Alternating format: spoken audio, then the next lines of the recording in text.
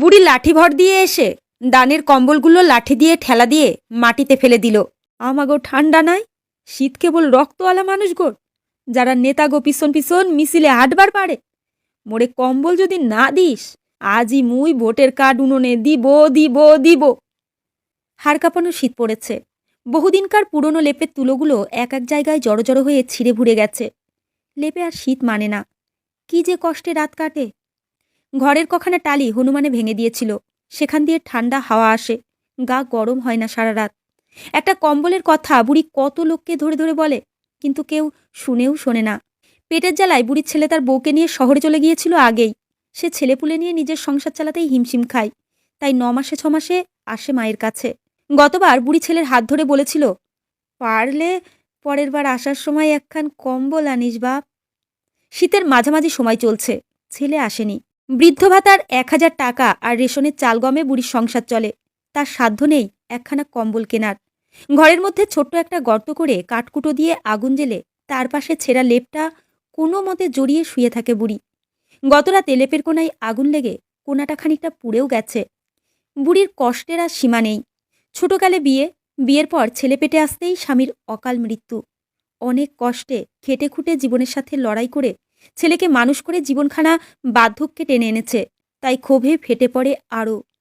বুড়ি উঠোনের রোদে বসে গাল পাড়ছে তাদের উদ্দেশ্যে, যারা ভোটের সময় এসে হাত পা ধরে প্রণাম করে যায়।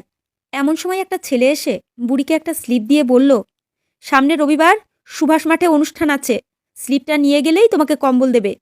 স্লিপটা ধরে ঝাপসা চোখে দেখে আর বুড়ি হিসেব করে, আজ বৃহস্পতি, মানে আরও ৩টে রাত শীত পোহাতে হবে।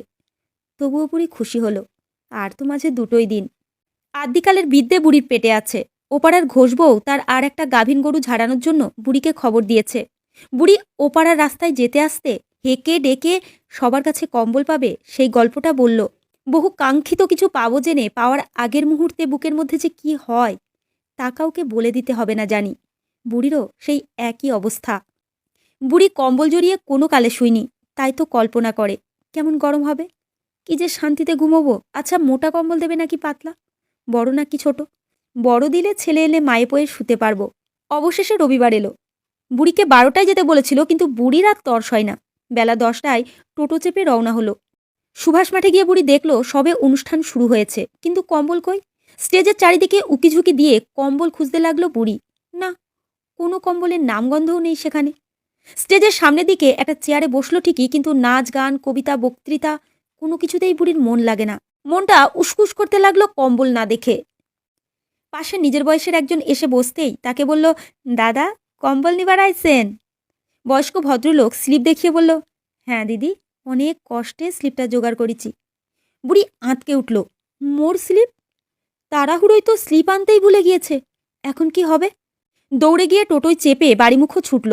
বাড়িতে গিয়ে স্লিপটা কৌটার মধ্য থেকে তাড়াতাড়ি হাতে নিয়ে তবে প্রাণে আসলো। এবার বুড়ির স্মরণ হলো যে কথা, তাতে কম্বলের আশা আর রইল না বললেই চলে।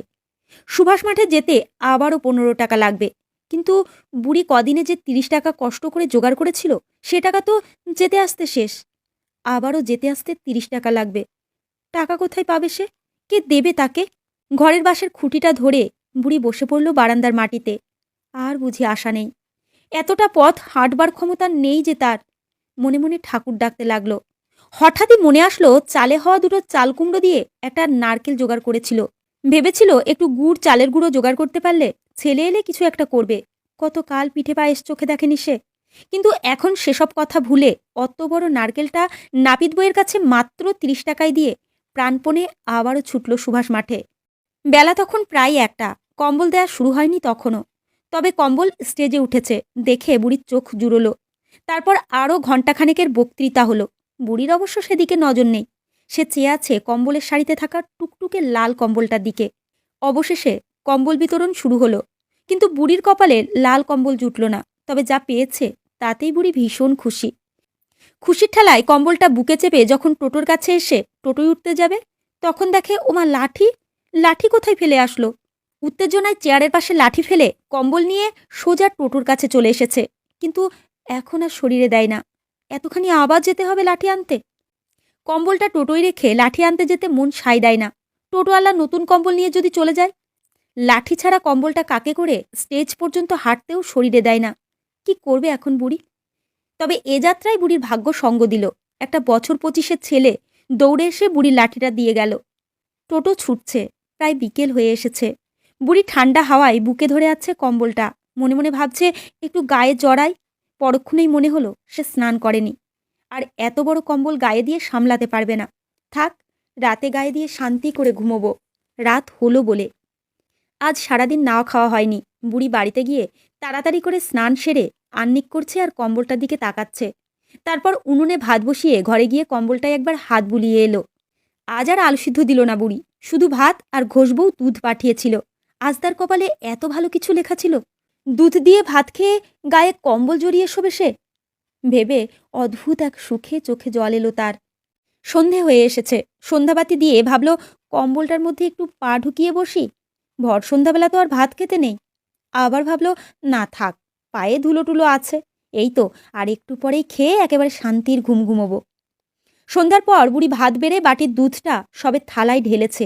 এমন সময় বুড়ি কম্বল গায়ে দিয়ে শুতে পেরেছিল কিনা সেটা জানতে ঝুমার কবিতা পেজটি লাইক ফলো করে রাখুন। শেষ পর্ব খুব শীঘ্র আসবে। ধন্যবাদ।